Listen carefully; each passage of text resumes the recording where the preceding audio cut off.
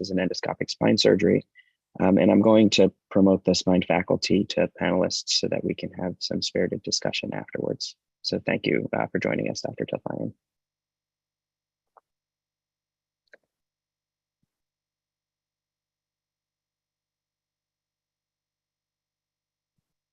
We can't hear you yet. I think you just have to unmute. Can you hear me now? Yes, that's perfect. Thank you. And talking about advances in endoscopic spine surgery, I have nothing to disclose. So the question I'm going to answer with this morning's talk is why we do endoscopic spine surgery. So these are going to be cases I'm going to show you. We're going to start with simple and go to more complex. So this is a patient with a far lateral L5S1 disc herniation. And you can see the difference. The exiting nerve at L5S1 is the L5 nerve. And you can see it's kidney bean shaped here, okay, as opposed to the L4 exiting nerve at L4-5, which is round. And on the axial T2 image, we can see it out here in the foramen. Because of the sacral ala, this is very difficult to get to with open procedures or two procedures, and many people do a fusion for this. So this is a cadaver where I've removed the facet. And so this is L5S1. This is the S1 pedicle. This is the L5 pedicle. This is the traversing S1 nerve root. This is the exiting L5 nerve root. Okay, the space between these two nerves is 1 centimeter. So we're going to go in with an 18 gauge, 25 centimeter spinal needle, and we're going to target the medial wall of the S1 pedicle. Okay, we want to be as far away from the L5 nerve root as possible. And we're going to use sequential reamers to remove the ventral portion of the superior articulating process to open up this space so we don't lean on the exiting nerve root. And then we're going to advance a camera, this a working channel endoscope the size of a #2 pencil, into the space. And that camera has a 30-degree angle. And by turning the scope, we have a 360-degree view of this foramen. Okay. So here is a cartoon of what we're actually looking at.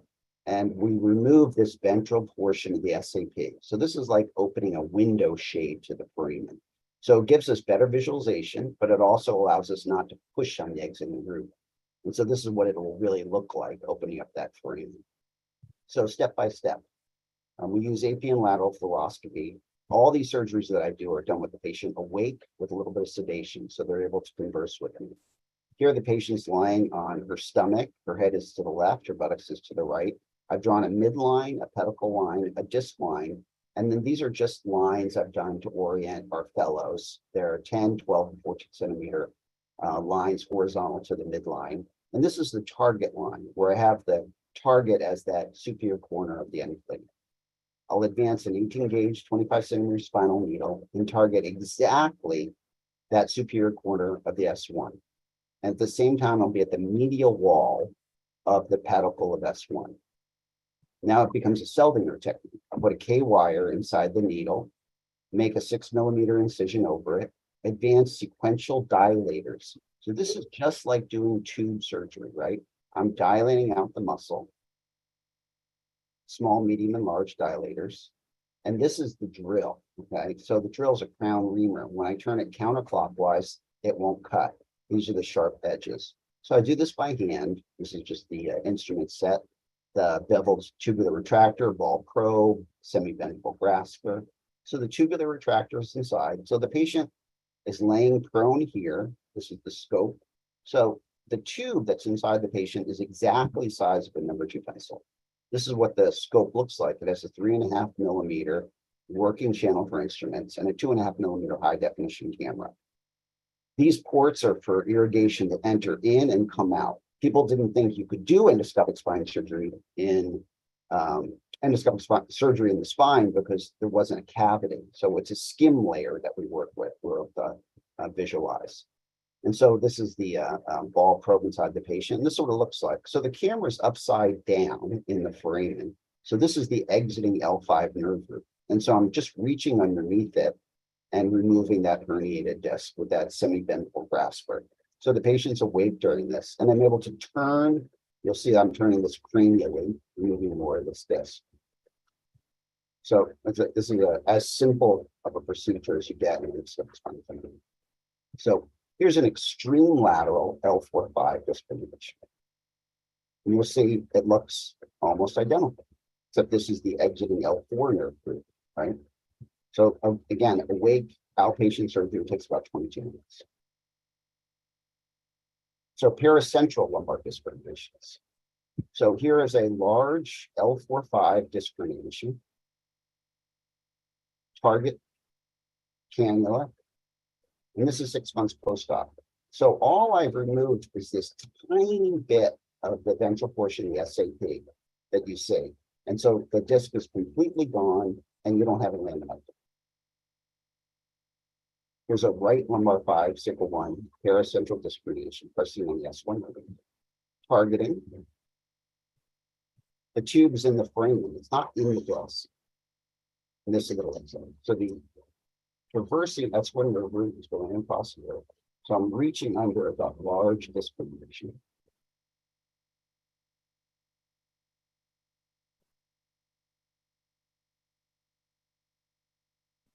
So it's sort of a porthole here. And then you see the disc.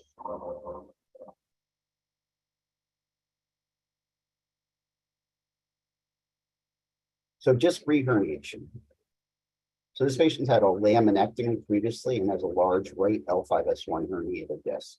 So this is challenging to take care of. Many times we do a fusion, but by using the foramen, I'm going through a virgin territory, and you can see what this looks like. So this is the traversing S1 nerve root. I'm going horizontally from left to right. There is the greened ventral portion of the SAP, and I'll use a ball probe to tease a plane between the traversing nerve root and that disc herniation. And this will be a large, very large disc herniation that I'll pull out of here. But the patient doesn't require a redo laminectomy. The complication rate for this kind of surgery is 1 out of 500 for infection, spinal fluid leak, nerve damage, cranially caudally extruded disc herniation. So here's a L2-3 caudally extruded disc, right? It's in the canal, medial to the pedicle. So I'll target, reach around the corner, and there it is. So here's the pedicle, here's the ventral SAP, and here is the disc herniation sitting here. Then I'll reach in, that's the radio frequency probe, essentially it's my bipolar, and I'll reach in with a grasp and just pull that out. Here's a left L3-4 caudal extruded disc herniation. See behind the body of L4, medial to the pedicle, quite large. Go in with the needle. You see the tube is in the frame, it's not in the disc. There's a grasper. And this is what it looks like. So I'll reach in, there's the green SAT, there's the pedicle, and the disc is just sitting there. And I'll just consume it with the grasper.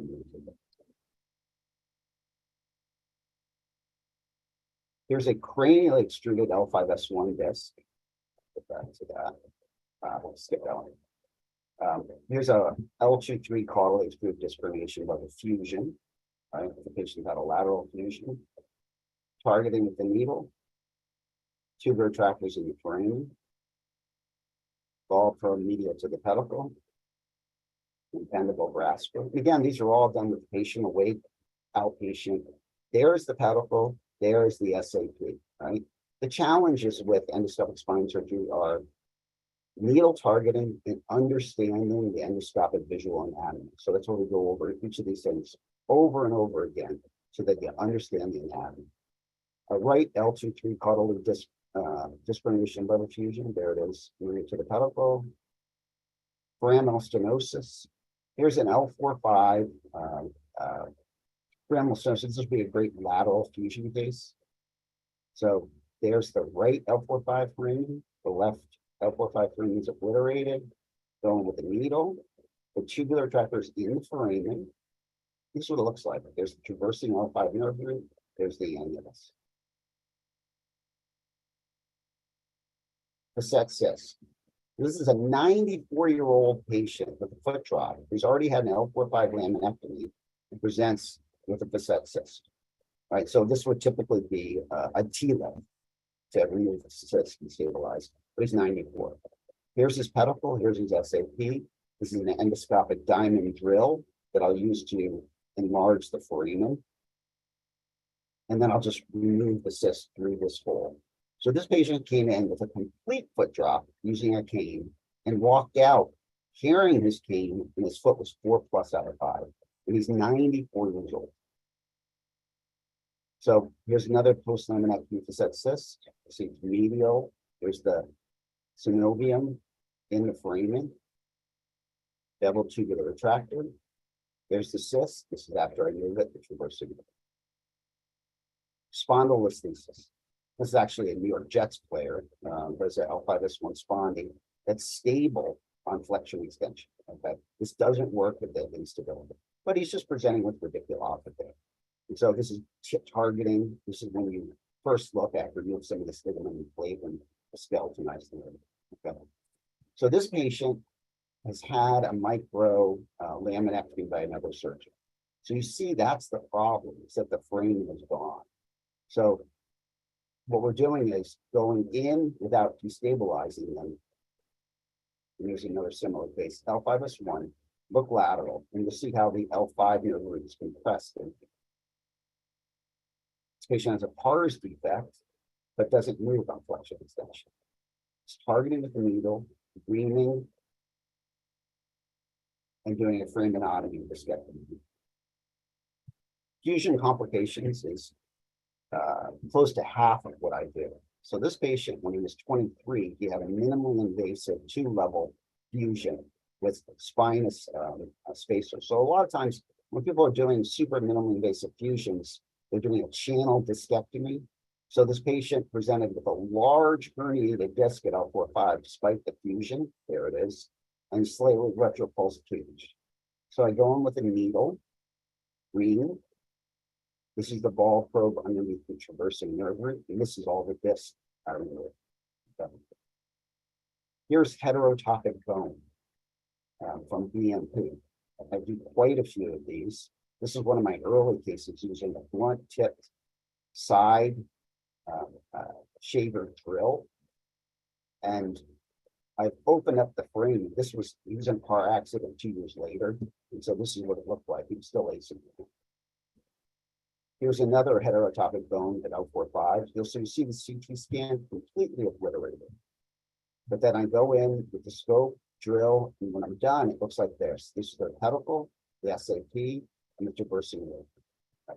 Turning a complex case into something that would be very simple. So just in general, endoscopic decompression for failed laminectomy or failed fusion is usually a case of failed lateral recess stenosis compression, right? So I'm able to go in between the screws. This is the bendable grasper. Use reamers, endoscopic drills. Here's an endoscopic chisel. It's a high definition camera. You can see where the pedicle screw is perforated the pedicle. Here's a patient who's had an L3 through 5 T-lip, and he has a pseudoarthrosis at L3-4. Okay? So he came to me because he's not a candidate for general anesthesia. So what I've done here is with him awake, I've gone in, removed the disc on the opposite side, put in BMP bone graft and expandable titanium cage, right? And so he had screw loosening over here. I can see the screw bending when I go in there as I reestablish his height. He comes off the table and is back in his spot. There's another similar case.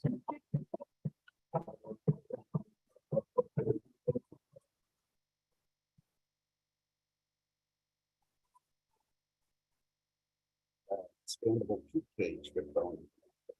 Okay? Again, this is an awake outpatient procedure for pseudoarthrosis. So post-fusion decompression. So this patient has a large on-leg fusion mass here, but he has lateral recess stenosis despite his fusion. So I go in with a GMC needle, drills, and open with 3 levels out. So endoscopic foraminotomy. All right, so this patient had an L4 corpectomy by another surgeon and presents with a foot drop. Okay, so this is what the instrumentation looks like. But if you look closely, you can see there's right L4-5 foraminal compromise right here. So principles are the same. Target with the medial to the L5 pedicle, tubular retractor, reamers, endoscopic drill, ball probe medial to the pedicle of L5. And this is what it looks like. Here's the SAP and the pedicle of L5. Here's the corpectomy cage. I'll remove bone, ligament, and disc from the foramen, and the foot drop is gone immediately. Okay. So these foot drops are really like a compressive palsy, right? So once I decompress it, the foot gets better. Here's another complex case where the patient had a foot drop, tons of screws, but they've developed heterotopic bone, going with a drill, do a lot of drilling to get down to that foramen foot drop bottom.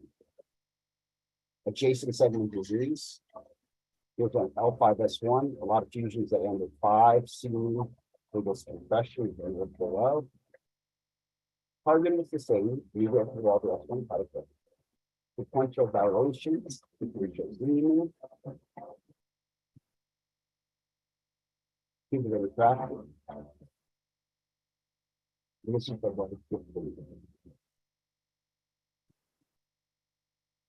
There's a large L1-2 disc herniation above a fusion. This is the thecal sac. And this is the ball probe. Essentially, I'm using this as a hockey stick, sweeping it under the thecal sac. And the large disc herniation is extruded. Now, these are patients who had multiple fusion surgeries and we're looking for a minimally invasive outpatient procedure rather than go through another large fusion procedure. Thoracic lumbar disc herniation. So this T12 L1 disc actually saw me because they referred to me as a tumor because it enhanced with contrast. But here it is in the foramen. So I want you to think of this as stereotactic spine surgery, right? We have the kidneys here. I'm going to have to measure how far off the midline for the targeting. Here, as you go up in the lumbar spine, the foramen gets much larger, right? So I measured about 8 centimeters off the midline to target this. And this is what it looks like. We put the cannula in and I have to get the whole frame in its disc, removing it. Here's an L1-2. You can see almost the entire spinal canal is the disc herniation. This is very morbid if you do it with a microdiscectomy procedure because you're moving so much of the facet. And a lot of times these patients will get fused. But for me, this is a simple procedure. I really don't have to read. Go in, there's the thecal sac.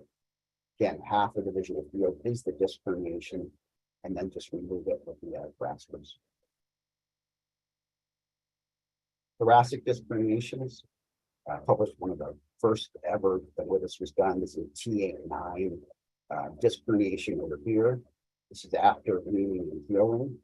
What it looks like in the foramen. You see a lot of, if you look at this little model that I have, the SAP is quite large in the thoracic spine. So I'll do endoscopic drilling to get there. There's the skeletonized nerve. This is another T8-9 disc herniation in the foramen. You can see this is the pedicle of T9, the SAP, and this turned out to be just a soft disc herniation in a piston, where the thoracic will get out of it. You can see it start to pulsate as I remove it.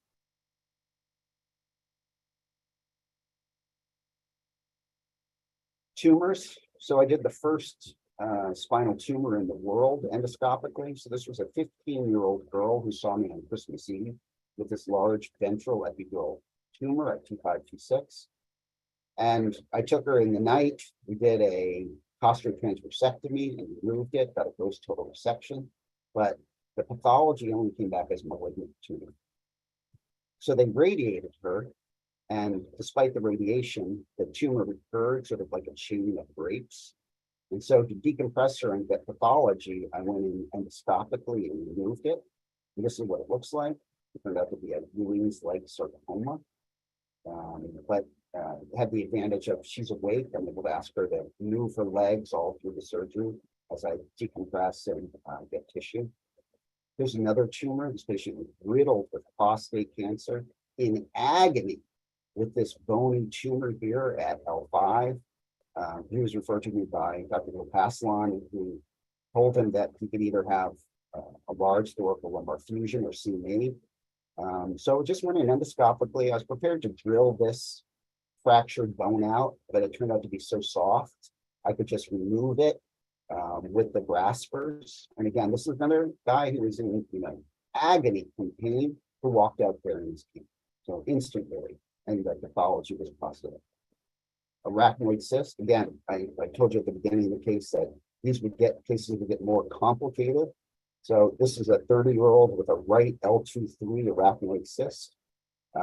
I diagnosed this was on the CT myelogram, and took him to the OR. I wasn't sure this was the cause of his pain, and I decompressed it with a spinal needle. It was diagnostic, and so his pain got better. So here's the SAP. The ball probe is medial to the pedicle, okay? Over here is the arachnoid cyst, and this is the exiting L2 nerve, right? So this is the arachnoid cyst. So what I've done here is I fenestrate it with the ball probe. I remove it with a grasper, and then I leave to seal a little dural flap. Cement leakage, this is from Ralph Wagner, who I collaborated with. So this is a disaster, right? This patient has osteoporosis, has an L1 compression fracture, and they do a vertebroplasty with cement leakage. So these patients are a nightmare to operate, right? Because they have osteoporosis. So you're the savior when you go in endoscopically. There's the pedicle, the SAP, and there's the cement. This is the decompressed L2. Artificial disc complications. So this L4-5 artificial disc, you can see the fractured bone here in the foramen. Typically, you're treating a complication with an artificial disc. The solution is to do screws and laminectomy.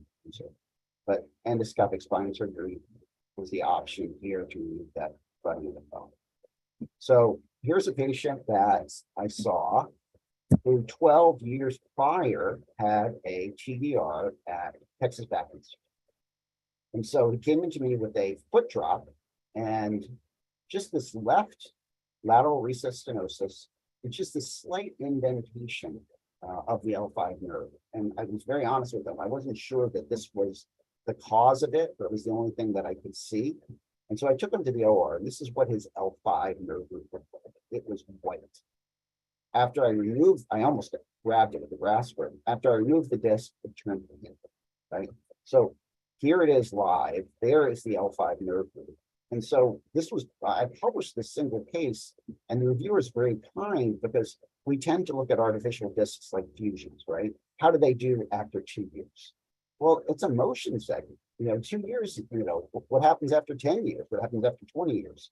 And so this was interesting, and this was an interesting solution, and a very grateful patient. Lateral fusion complications. You can see this lateral fusion implant broke off a piece of foraminal bone. This is a nice little solution, removing that endoscopically.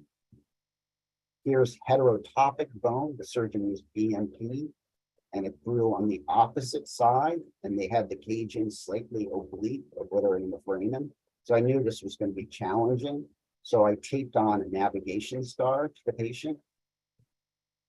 And that helped me and allowed me to use the CT scan after to show that I had decompressed it. A-lift complications. This patient had an A-lift, but patients who fuse can continue to fuse and have the spicule bone medial. This is drilling it out endoscopically, and this is the solution. SI joint fusion complications.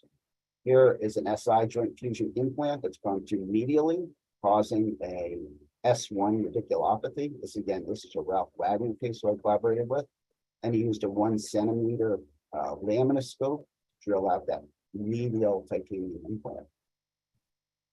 Perforated pedicle screw.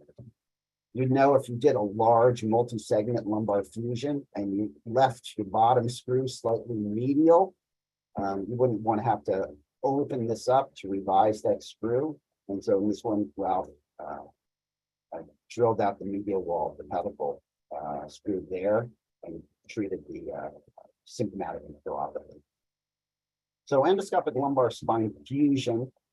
This was the reason I had done this cadaver study, was to do the measurements to see what, realistically, We can do endoscopically here. This is at L3-4. I mean, yeah, L3-4. Here's L4 pedicle L3. This is how the treatment looks a little bit different.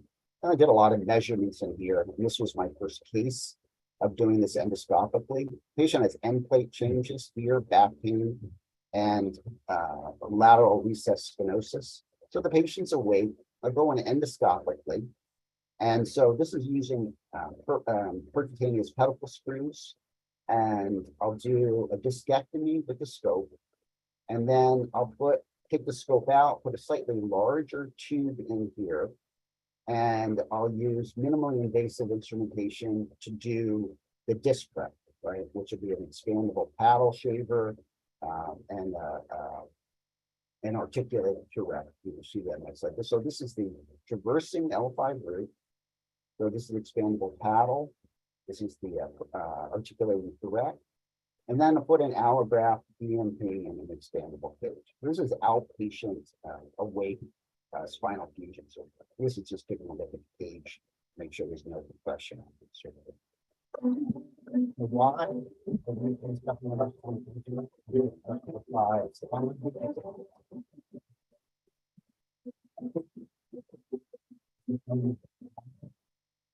So she's an obese, not very healthy lady who this surgery could be quite morbid.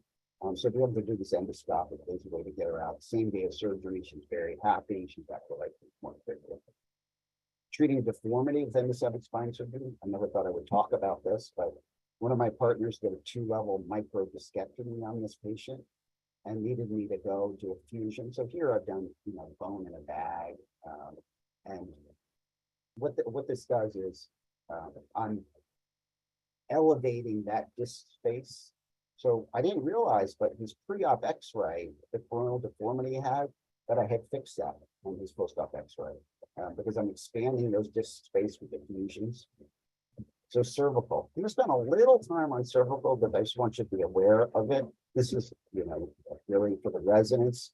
So endoscopic cervical surgery is 4 types of surgery, right? It's a posterior cervical framenotomy, and these are all done with the patient asleep. Posterior cervical laminectomy, an anterior cervical discectomy, and something which is called an anterior transcorporal discectomy. Okay. So I published this as a 2-level cervical framenotomy. Okay, you can see the discs over there. Patient's position prone. Here is patient with cervical stenosis. This is using the 1 centimeter laminoscope. And this is MIS tube surgery, except the tube here is 1 centimeter. In this post-op, okay? And then we're going to go from the front. Okay, so this is a 4 millimeter scope, and this is a anterior cervical discectomy for a small channel. And the interesting case here is a transcorporal discectomy. When you go through a small channel in the vertebral body above to go target the disc herniation below. And the reason you do this is so that you don't injure any viable disc herniation. It's like being a pickpocket. And then when you remove this, 6 months later, it's all gone. Tethered cord, we're getting towards the end of this. So I did this case as sort of a proof of concept. I saw this patient in my office with back pain. He's a workman's comp patient. And he was quite animated about what a miserable time he had in physical therapy. And I asked him about it. He said that when they did traction on him, he got an electrocution feeling down his body. And I asked him to turn around. I lifted up his shirt, and he had an incision here and a hairy patch. So I took a closer look at his MRI, and he has a fatty filum here. So I did the surgery by putting in a tube. And then when I got down to the dura, I made a 5 millimeter window in the dura, put in my scope. I could see the nerve roots, and I could see the fire. So I grabbed it with the endoscopic grasper, brought it out of the dura, put in a vessel loop underneath it, and was able to section it, send pathology. So this is really a proof of concept so that, I hope someday that fatty filum surgery could be a percutaneous outpatient surgery. So the last case is spina bifida. So this is, you really don't want to see this if you're a spine surgeon. This patient with spina bifida as a child and has far lateral compression. here. So you can see the exiting nerve root L4 is compressed. You can see on the CT, the anatomy is quite abnormal. So typically what you really have to do is you have to get fusion on this patient and deal with all that dural malformation, but we go in endoscopically. And I have a little more Trans-Pedicular. This is just for the anatomy. So this is my collaborator, Dr. Chuck in Germany, but we see this patient has a extruded caudal disc at L4-5, and over here, the patient has a large facet cyst. And in both these cases, he drilled through the pedicle, okay? And so the anatomy of the L5 pedicle here is about 15 millimeters tall. So there's room to drill a hole through there and to be able to access this pathology. So I'm going to end there. I'm going to stop sharing the screen, and I want to leave time for any questions.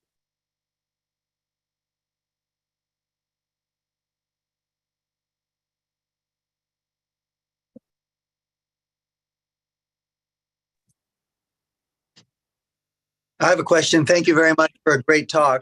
I was wondering if you could describe any of the failures or lack of successes of any of your early experience with endoscopic surgery. Yeah, so I had a patient who was a boat captain on a 185-foot yacht, who I had operated on the owner of the captain, and he came and saw me, and it was a very simple, straightforward case until I got in the OR, and he had the highest iliac crest I'd ever seen, and so that's a caution at L5S1 with nails of a very high iliac crest that can be quite challenging. People have reported drilling through the crest to access that, and so this brings up, it's a very good question because it brings up the point that I brought up with the first question at the beginning of the talk is why do we do endoscopic? And so you don't do it because you can't do a microdisc, right? So these patients, so he had the option of having a microdiscectomy that would have solved his problem. And what I'm able to offer is, well, I'm going to avoid general anesthesia. It's going to be a smaller incision. You'll be faster back to life and a lower complication rate. But that does you no good if I didn't treat the problem, right? And so, you have to really weigh for these simple discs, what is going to be the best approach for you. So that's a case that I failed. Got it. And then for the fatty phylum case you showed, were you able to close the dura with the endoscope, or just because the endoscope was so small, you didn't worry about it? I used the scope to make a small dural opening, and then it was just a purse string stitch. Got it. Thanks. You're welcome. Thanks for the question. A quick question. Thank you so much for the great presentation. What is your anesthetic technique for the awake operations? Because we have tried that and we had issues when we're trying to retract the nerve. There was a lot of pain. Do you use anything special? So I typically either use Versed and fentanyl or Precedex, just those two, and I do it under local. But there's a certain, I noticed when I was a resident that I was good at awake procedures, putting on Gamma Knife frames, putting on halos, halo vests. And so a lot of it is I talk to the patient before the procedure, and I explain to them that I'm not going to do anything to you without telling every single step. When I wash your back, when I put drapes on, I tell them everything. I ask them, okay, I want you to take a break. We're going to take a deep breath together. There's a lot, I see that, not all physicians are like that, right? If you ever think about, if you see an anesthesiologist put an IV in and they don't warn the patient, right? And so it's like, I really do a lot of psychological support during the awake surgery. So that's part of it. There was an amazing talk, overwhelming indeed. I was intrigued by the anterior cervical approach. it reminded me a little of the Joe procedure that was attracting some interest in the 90s. Did the case that you showed go through the vertebral body centrally, or were you trying to do what the Joe procedure tries to do to come right at the edge of the vertebral artery? So the procedure, like I used to do the Joe procedure, right? It is the Joe procedure, right? So, you know, the target, you know, you enter, you know, again, it's also stereotactic, right? You know, that if you're going to, you know, how you're going to access it, either if it's a left sided herniated disc, you can either come, you know, left and go straight down, or you're going to come obliquely from the right and target the pathology. So there's a lot of targeting that goes on. I have a question about sort of outcomes and durability. So with any new or somewhat new way of approaching a pathology, we have the learning curve of dealing with it, and we see the immediate outcomes. You mentioned them in your talk. You know, patients walk out of the hospital, they feel better, but how have you seen the long-term durability of the treatment to be compared to traditional approaches in your experience? Yeah, so everything I do, I study, right? I study the long-term outcomes, everything. So my re-herniation rate is 4.7%, right? Which is completely comparable to open surgery, right? Which is the complications are lower. When we do meta-analysis, we do all these things. So the outcomes are the same, right? So you get the same outcome, but you notice that back to work is faster and the complication rate is lower. So that is when we do the side by side. So the reason I give this talk is because we don't do the comparisons for a fusion complication, right? It's just like, so all the reasons you do endoscopic spine surgery are not because you're going to philosophize, how should I treat this L4-5 disc, right? It's like, we know how to treat an L4-5 disc, but if you do endoscopic spine surgery, you're the go-to person for all the failed laminectomy, failed fusion. You know, my business is complex spine surgery. So the mantra I live in is minimally invasive solutions to complex spine surgery problems, right? So people come for endoscopic spine surgery for their disc problems, you know, because they're sophisticated and they've searched it and they want to avoid a laminectomy. But the bread and butter of what I'm doing is a lot of referrals from other surgeons who see this as a minimally invasive solution, you know, to something that's very complex. So. Fantastic talk. I put a few comments in the chat, but I'll just summarize that. I think you've shown a great experience. I'm not sure this will generalize to everyone's skill set, and certainly you probably built up to this as you alluded to. An interesting question is, what is going to be the scope of who tries to do endoscopic spine surgery? Have you seen in your institution pain management doctors or interventional trained people try to extend into it? Because the line of spine surgery and minimally invasive pain procedures is kind of blurry. So it's a great question. So we train 3 spine fellows a year, and it's funny, you know, that, you know, I think every spine surgeon should do endoscopic spine surgery, but then, you know, I realized that, you know, we're all different as spine surgeons. You know, some people tend more towards deformity, some people more MIS. And so, you know, it's really going to be, you know, the MIS surgeons who are going to take this on. You know, in other areas of the country, 10 years ago, like pain doctors would try to get into this field, and that still goes on with some areas. And, you know, a lot of them are just doing a percutaneous discectomy. To, you know, what they do is they stick a tube in the disc and charge for, you know, what we do, you know, for microdiscectomy. But, you know, there's a lot of forces that are, you know, trying to prevent that. So, but great question.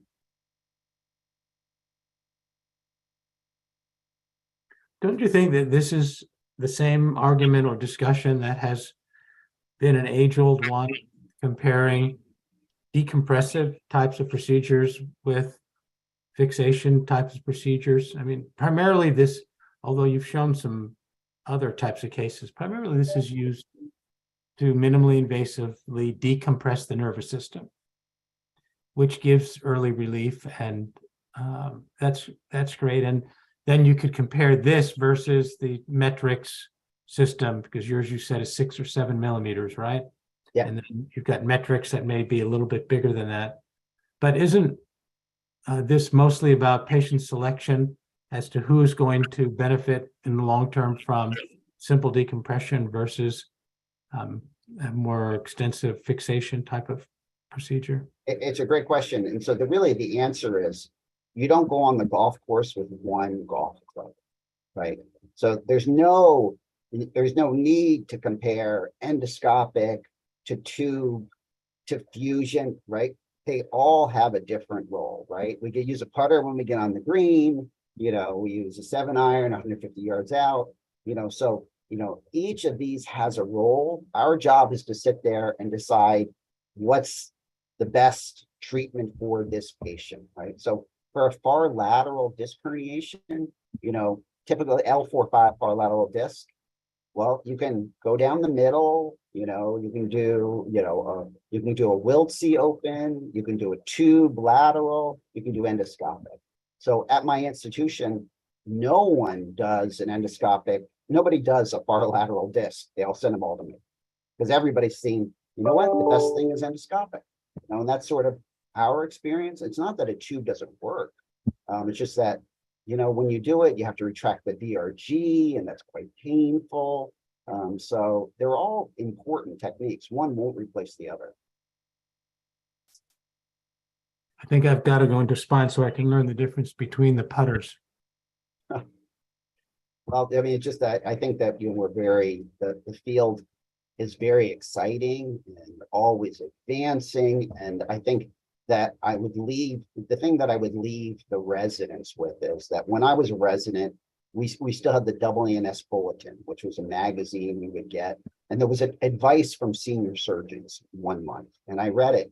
And what struck me was one of the surgeons said, if you continue to practice the way you did when you left residency, you will not survive. So the question is, how do you learn these new techniques when you're out in practice? And so that is always the challenge. New things come up. We didn't do lateral fusions when I was a resident. I had to learn how to do it, and no training program taught endoscopic spine surgery. How do you safely learn these things? How do you weigh what's going to be worth learning? So typically when we teach these, people have to go to cadaver labs to learn it. They do visitations, and so like in our program, we, train the residents and the fellows how to do this. So, as time goes on, there'll be more and more programs like this. I love that last comment because I try to emphasize something similar. There's no time at which you're going to stop learning and evolving and improving. That's the beauty of being a neurosurgeon. Well, thank you. That was a really lovely talk, and we really enjoyed it. Well, I really appreciate the invitation. I hope you guys have a great day. Thank you. Thank you, everyone. Peter, is that it? I guess that's it. Yeah.